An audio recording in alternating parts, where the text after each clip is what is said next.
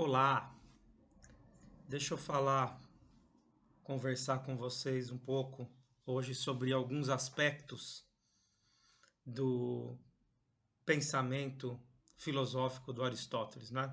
Desse importante, crucial filósofo para toda a história da filosofia e, por que não, né, da ciência e mesmo da teologia, né? Lembro que o Aristóteles foi importante, inclusive, para a consolidação de um pensamento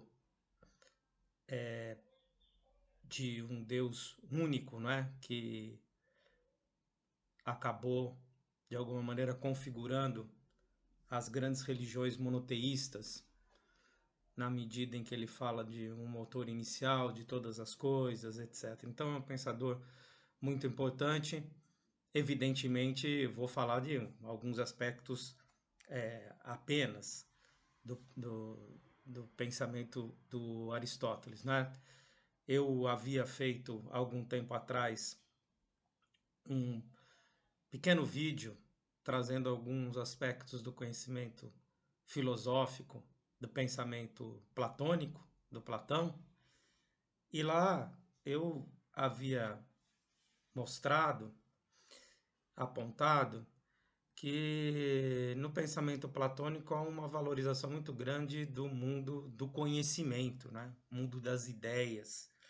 O Platão separa os mundos entre o mundo das ideias, né, e o mundo concreto, e que a verdade, sobretudo, estaria nas ideias, né? A gente só conhece as coisas, esse copo, por exemplo, a água, porque antes na nossa mente existe o conceito de copo, de água, etc., que nós apenas vamos relembrando.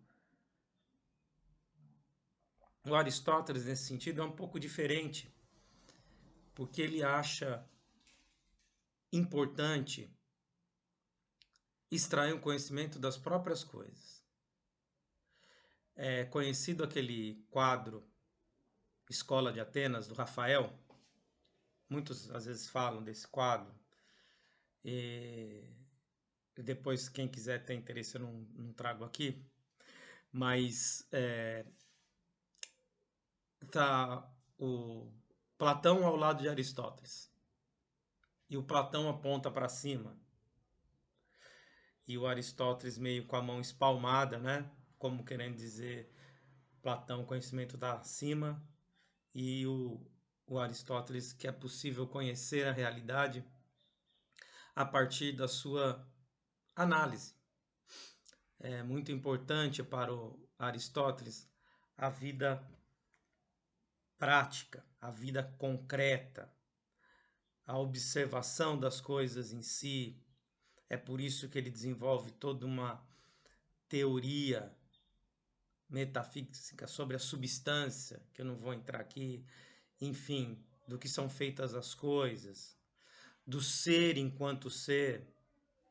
Daí um livro dele, Metafísica, né, que na verdade é um discípulo dele que foi organizar a obra e colocou o livro, ficou chamando a série de escritos dele, né, que estavam alocados depois dos análises dele de física, então após a física metafísica, e onde ele trata de questões do ser enquanto ser, não apenas da análise física do mundo, etc. Mas, mas eu vou fazer um recorte aqui falando um pouquinho mais do sentido político do Aristóteles, um pouquinho no sentido da análise da questão das leis, da justiça em Aristóteles, né? Até colaborando um pouquinho o pessoal que estuda filosofia geral, na área jurídica, etc., do direito, é nessa linha que vai a minha argumentação.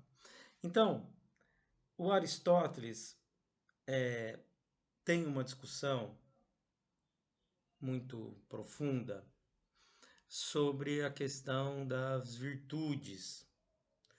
É conhecido o livro dele, Ética Nicômaco, não é? Escreveu o Filho.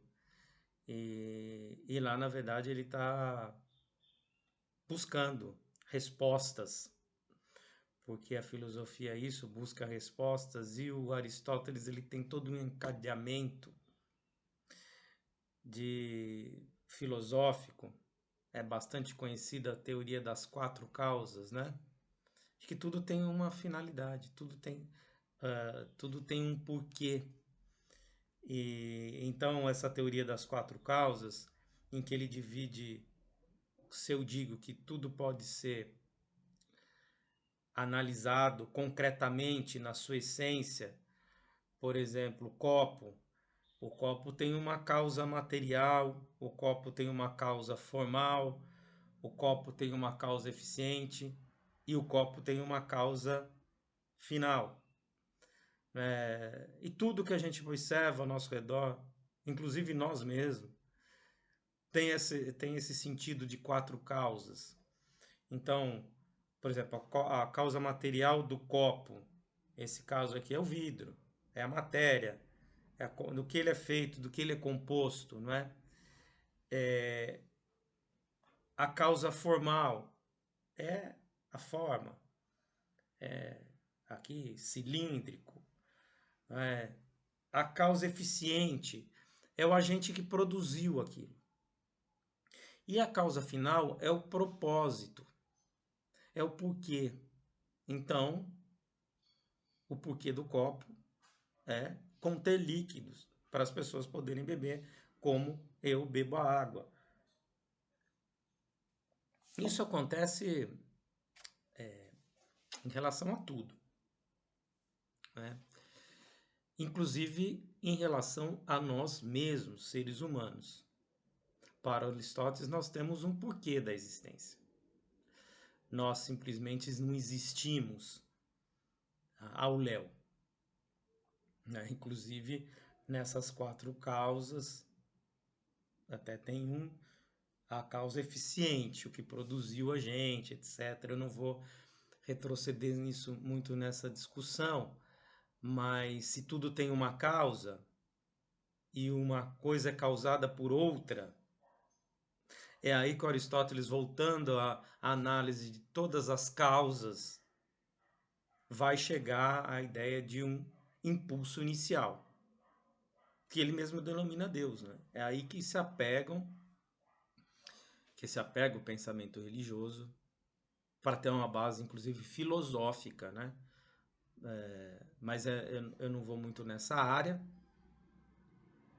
mas porque aqui a preocupação é mais na questão política, justiça, etc. Mas ele é importante nesse sentido, porque ele diz que tudo está em ato e potência.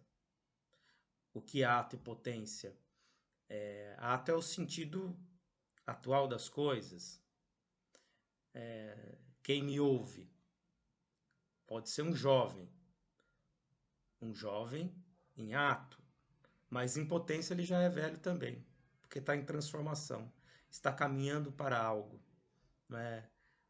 Um graduando em ciências sociais vai se formar como cientista social, um graduando em direito. Em ato ele é um graduando em direito, mas em potência é um advogado. E o universo caminha assim, né? Tudo em transformação, etc. Mas tem algo que se é o impulso de todas as coisas que não pode estar em transformação, que ele é ato puro, né? Aí que se pega a questão da religiosidade, né? A existência de um Deus e etc. Esse é por isso o pensamento de Aristóteles, para quem não sabe, ele é base para pensamentos de teólogos extraordinários, como é o São Tomás de Aquino, né? Bebe na fonte aristotélica de alguma dessas ideias. Mas aqui, retomando o caminho aqui de pensar que tudo tem um porquê, de tudo tem uma causa, e nós mesmos, humanos, temos uma causa. Por quê? As grandes perguntas da filosofia. Por que existimos? Existimos a que será que se destina, né? A- Então Aristóteles vai esmiuçando isso. E ele, aí, nós, humanos, temos uma causa que é buscar uma razão, um bem viver, a boa vida. Que ele chega à conclusão da palavra eudaimonia, né? Que nós, é grego e mal traduzimos como felicidade, que daqui a pouco eu vou falar. Mas o Aristóteles ele trabalha muito com a ideia de virtude, como eu ia dizer. Por que ele trabalha com a ideia de virtude? Isso está na Ética Nicômaco. Veja bem, o Aristóteles, ao buscar as razões de todas as coisas, etc., inclusive a nossa, o que se distingue uma coisa das outras, ele vai mostrar o que distingue o ser humano dos outros animais, né? E o que distingue os humanos dos outros animais é que nós temos uma capacidade intelectiva, nós temos a razão, nós temos a razão e, portanto, ela foi feita para ser usada. E a nossa razão, ela deve ser usada para buscar a boa vida. E a boa vida, ela é uma vida de virtudes. E a virtude é exercício. Primeiro, devemos saber o que é a virtude. Ele não dá aqui uma norma do que sejam virtudes, mas ele vai mostrando como a virtude é a capacidade nossa racional de achar um meio termo entre extremos e aplicarmos à nossa vida. Por exemplo, coragem é uma virtude. É uma virtude que está entre o meio termo entre a insanidade de fazer qualquer coisa malucamente e a covardia. Coragem é você ir temendo os perigos, mas racionalizando e agindo. Não é fazer qualquer ato aloprado, né? Não é coragem. E assim vai a todas as outras virtudes. A prudência, enfim, né?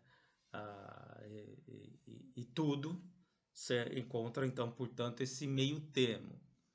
Mas, afinal de contas, por que é importante pensar numa vida virtuosa? Porque é importante o exercício dessas virtudes, conhecer e aplicar, porque essa é uma questão importante para Aristóteles. Não basta saber o que é virtude. Alguém se torna virtuoso pelo exercício dela. Não adianta eu dizer aqui, olha, eu sou caridoso.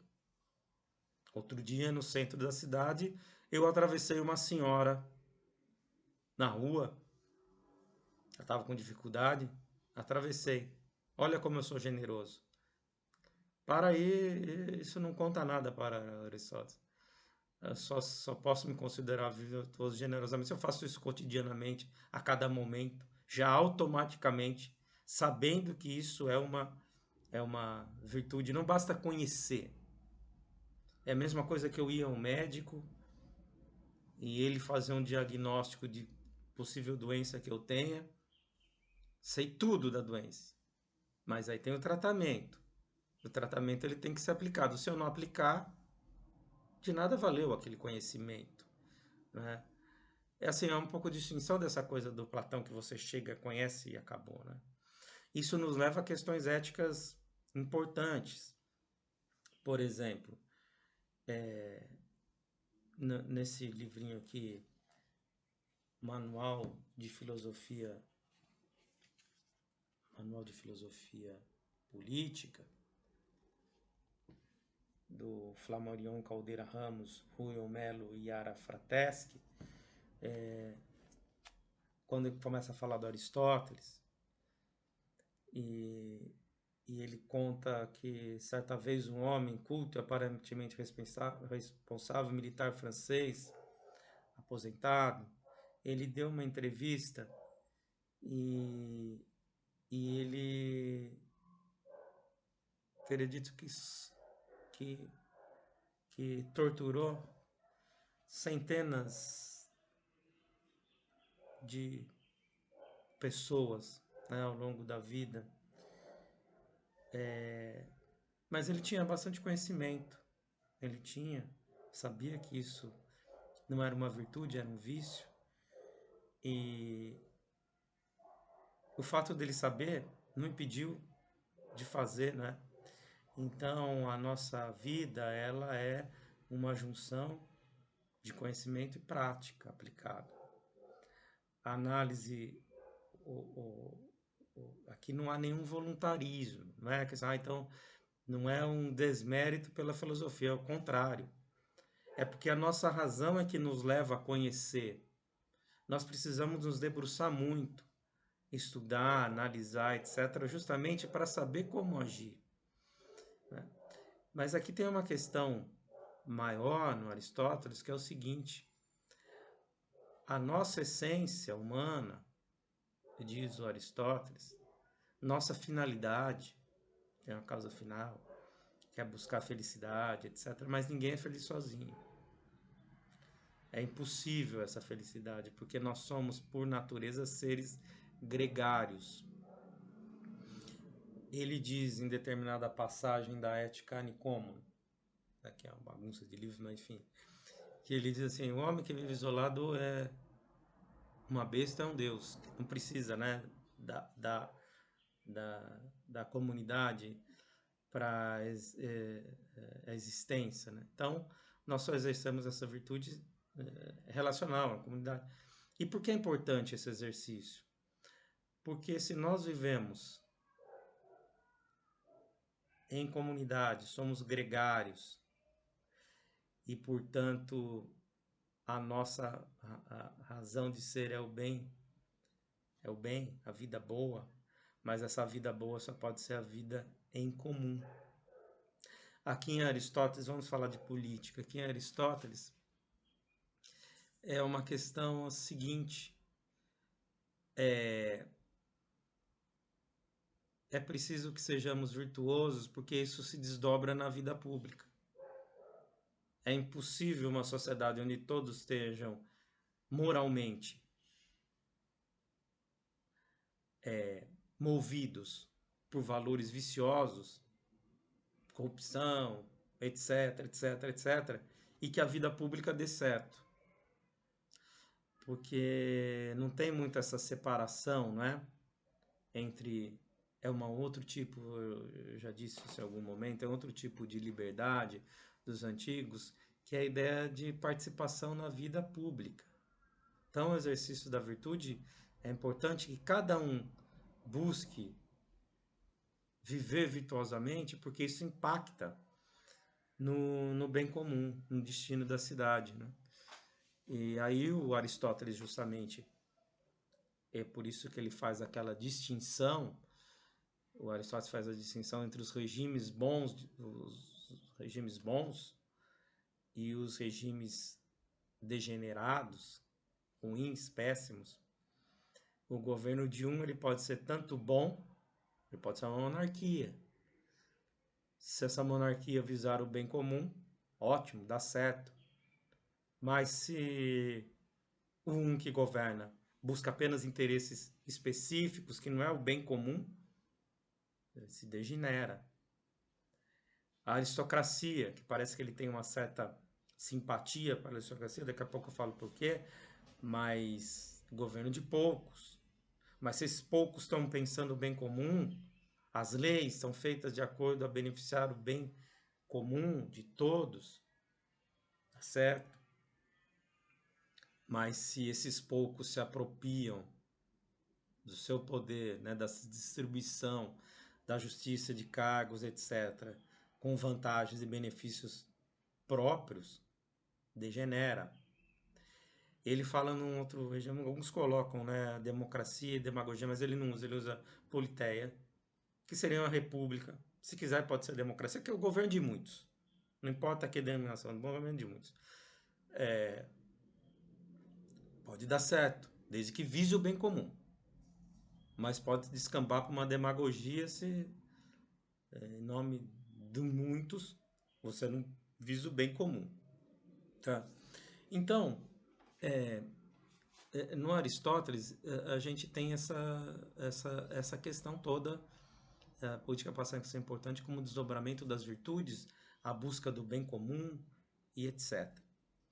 E também entra aqui a questão, né, especificamente da justiça, como um componente importante. Por isso que o Aristóteles, ele tem, para os profissionais da área de direito, etc., ele tem uma discussão considerável sobre justiça. Porque a justiça, se a gente busca as virtudes, a gente percebe, segundo Aristóteles, que a justiça é uma virtude que ela engloba outras, ela engloba provavelmente todas as outras. Eu posso, inclusive, exercer uma virtude, a coragem. Né? Eu posso fazer um ato corajoso que seja individual. Mas a justiça é relacional, só posso fazer justiça em relação a outro. Né? E assim é que nós percebemos que a justiça como um elemento importante. O Aristóteles fala de uma justiça mais ampla, que é uma justiça geral, que é assim, o que é ser justo? Ele pergunta lá na Ética Nicomo, né? Primeiro ponto do que ser justo é seguir as leis. Seguir as leis é ser justo, não seguir as leis é ser injusto. Mas veja bem, por quê? Parte de um pressuposto de que as leis, elas, para ele é um pressuposto óbvio, que se busca o bem comum, então as leis são feitas em benefícios, são bem feitas em busca de um bem comum. Né? Poderíamos colocar a seguinte questão: mas e leis injustas? A gente deve seguir? Se quer, depois, se um momento eu fizer um vídeo sobre o Tomás de Aquino, ele trabalha isso melhor, né? Existem leis iníquas e aí a gente não tem essa obrigação. Mas para Aristóteles, a primeira coisa que um cidadão que se considera, que busca a virtude da justiça fazer, é seguir as leis da cidade, obedecer. O sentido de obediência a algo maior, que é o bem comum. Mas a justiça não está só nas leis, ela também está nas relações individuais, né? Então tem essa justiça geral das leis, tem uma outra justiça que ele chama de justiça distributiva. O que seria essa justiça distributiva? É a maneira como os cargos, as funções, as reverências, elas são distribuídas na sociedade. Quem manda, quem ocupa certas posições de mando, etc. E para ele, isso deve ser distribuído de acordo com o mérito, a capacidade, a natureza de cada um. Né? Alguns, poucos, mais qualificados e tal, podem exercer certas funções, outras vão exercer outras, e assim por diante. Não há essa ideia de uma frase de Aristóteles: justiça é dar a cada um o que lhe é devido, o que é direito, o que lhe é direito. Eu até perguntei em sala, quem estava, assim, perguntei em sala, de repente a ideia da a nossa cabeça funciona um pouco diferente da cabeça dos antigos, né? Nossa mente, eu assim, digamos que eu tivesse aqui na sala, sei lá, a sala tem 40 alunos, eu tenho, por algum motivo, eu tenho aqui 10 instrumentos musicais que eu quero dar para vocês, não tem para quem eu vou dar. Como é que vocês acham que deve ser distribuído isso? E as pessoas dizem, mas assim, bem, acabo de perguntar, o mais justo é sortear. Sorteia. Mas para Aristóteles, não. Isso não tem nada de justo. A justiça seria eu ver quem tem mais habilidade para música, aqueles que se dedicaram mais, que tem mais talento, etc. E e aí eu faço essa distribuição. Não é dar todos igualmente a tudo, porque cada um merece coisas diferentes. Né? Essa é a nossa ideia de que é igualdade. Vamos dar tudo para todo mundo igual. Não era essa a estrutura da sociedade grega, vocês bem sabem, e nem nas relações, né? Assim, esse exemplo banal que eu dei. Então, evidentemente, Aristóteles até, né, mostrava como a servidão, em algum sentido, ela tinha uma lógica daqueles que eram mais aptos, que deveriam servir para que outros fizessem outras atividades, como a reflexão. E, aliás, eu disse lá atrás a questão da felicidade, etc. E afinal, o que seria isso, né? É quando você consegue ter uma capacidade intelectiva de viver voltado para o conhecimento, para a razão, e esquece um pouco as outras dimensões, né? Enfim, mas esse é o parênteses. Mas então essa questão da justiça é interessante como ele coloca. E aí você tem nessa relação uma justiça mais geral, como eu estava dizendo, você tem uma justiça mais distributiva, né? Que é essa ideia de distribuir os cargos, honrarias, etc. Pensem assim, um, um concurso público, por exemplo, ele é baseado nessa ideia meritocrática, né? Assim, faz para escolher aquele que seja melhor para exercer uma função, mas por que isso é importante? Porque é a própria sociedade que vai ganhar com isso.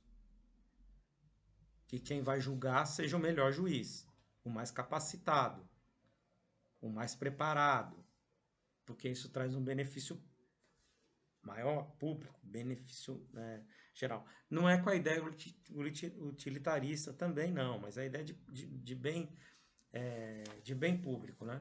Então, existe essas relações que são assim na distributiva, e existe a justiça comutativa, né? Que é da relação entre as pessoas. Que é aí que estabelece, para quem é da área do direito, é interessante como o Aristóteles ele esmiuça bem isso, né? Nessa relação. O que deve, você vai precisar de juízes para julgar certas causas, porque alguém pode fazer qualquer essa justiça do dia a dia, dos contratos. Eu compro de repente alguma coisa de alguém e esse alguém não me entrega da maneira como eu esperava que fosse, como foi tratado que seria. Então, isso precisa ser corrigido. A ventania aqui precisa ser, de alguma maneira, corrigido, né? E aí, então, nós temos entra o papel, inclusive daqueles que julgam, tudo mais, né? É claro que esse contexto todo de discutir lei, justiça, nós sabemos que na Grécia foi feita em determinado momento, lá com o Drácon, Solo, mais ou menos no século VII a.C., né? Começaram a ter leis escritas para ordenar melhor a cidade, né? Assim, isso favoreceu inclusive o desenvolvimento de uma classe média forte que o Aristóteles achava importante existir. Então a justiça passou a ser não algo mais dos deuses, não algo que vinha, né, como era anterior ao Draco Solo, né, que os deuses determinaram e assim era, mas passou a ter uma certa antropologia, uma visão antropológica de justiça, né? E, e justiça, então, ao pensar essa coisa de dar a cada um o que lhe é direito, né? A justiça significa dar às pessoas o que elas merecem, dentro de cada um o que lhe é devido, diz na Ética Nicômaco. Então você tem esses vários tipos, inclusive essa corretiva, né? Que é a análise objetiva das ações e dos danos causados. Para quem é a área do direito, se for consultar lá a Ética Nicômaco, ele vai até dizendo, né? Que assim, tem tudo para o Aristóteles também tem gradações. Então, a injustiça. Existem injustiças maiores e menores que eu possa cometer. Sei lá, eu atropelo alguém sem querer, é uma injustiça. De repente eu posso atropelar alguém por distração, estava mexendo no celular. Eu cometi uma injustiça, mas eu tive uma parcela de culpa. E outra coisa é eu atropelar propositalmente. Se você pegar como se analisa hoje no nosso ordenamento jurídico, até direito penal, etc., tem essas nuances, né? Homicídio culposo, sem intenção, homicídio doloso, isso tudo já está no Aristóteles. Né? Então, tem essa gradação da ideia da prudência, de como você deve impor as penas.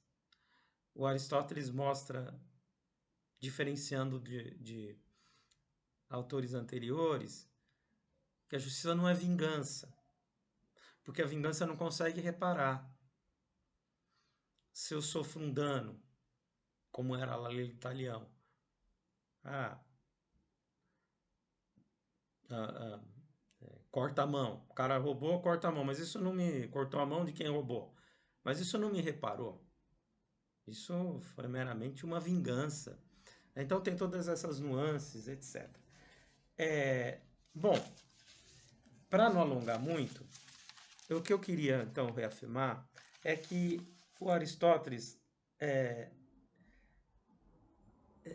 tem essa questão da virtude como algo importante para a cidade e, e, e como desdobramento da nossa razão de existir, que é viver, né, de acordo com um sentimento mais elevado, de busca racional, etc.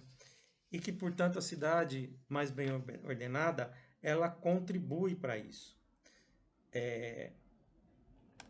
Aí entra o papel importante da educação de cada um, né? A própria cidade, a educação da cidade, a cidade e a educação de cada um, em aprender e sentir o gosto do que é verdadeiramente nobre, né? Então, a gente se distingue dos outros seres porque nós temos uma faculdade diferente, que é a intelectiva. Os outros animais têm uma faculdade nutritiva, como nós temos. Tem uma faculdade sensitiva, sentem o cheiro, o gosto, etc. Mas não tem essa capacidade de ordenamento das nossas paixões, que muitas vezes se desordenam. É preciso ordenar a partir dessa razão. Então, por ser um animal que é movido por essa razão, é necessário isso. Então, a racionalidade humana, ela tem inclusive uma capacidade, quando eu digo que o Aristóteles se distingue do Platão, que a verdade está naquele mundo das ideias,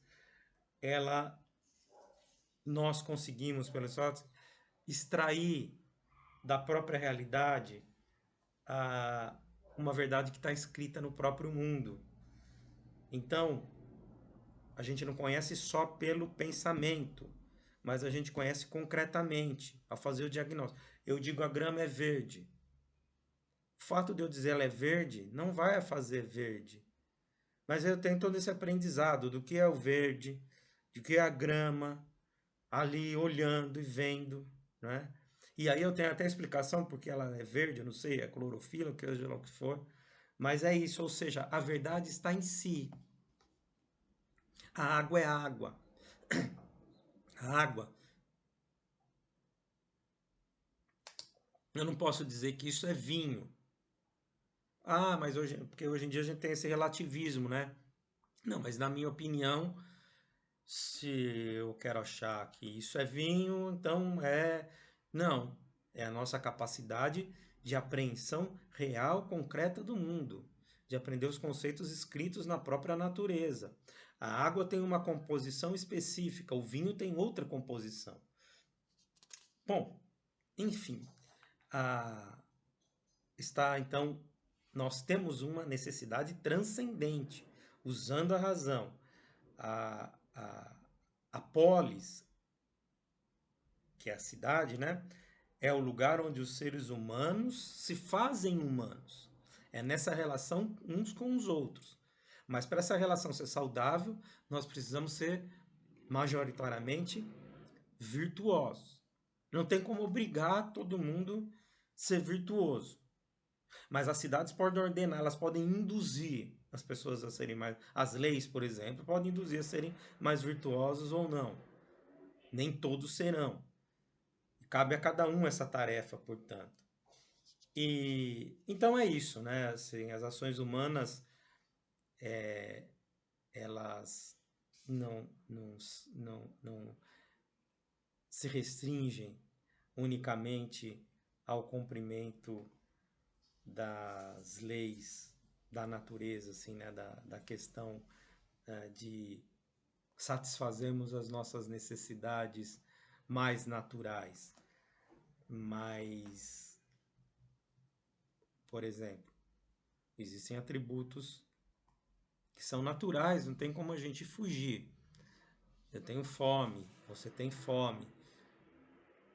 E aí a gente precisa saciar essa fome. Mas a forma que eu vou saciar essa fome pode ser virtuosa ou não. Se eu roubar o que é de outro, não é uma forma virtuosa de saciar uma necessidade natural. E viver em sociedade é um pouco isso. É saber os nossos limites, é saber como agir nessas circunstâncias, né?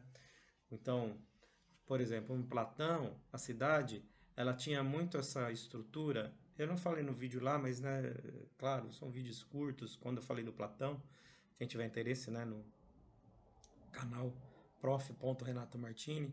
Mas, assim, está muito relacionado à questão das trocas econômicas, né, conservação da vida.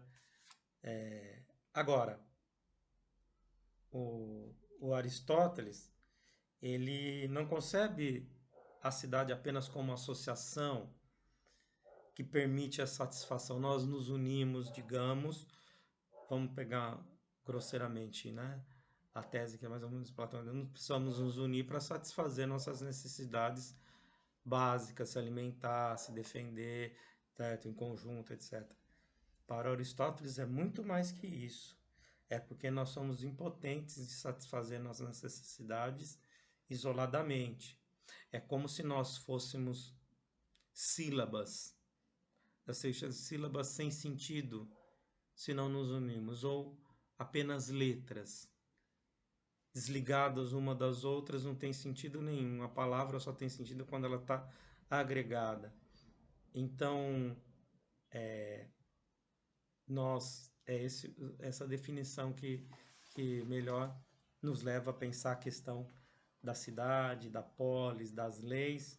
Em Aristóteles, é essa necessidade da vida em comum, porque essa é a finalidade humana, a vida em comum e a busca da felicidade a partir dessa vida em comum.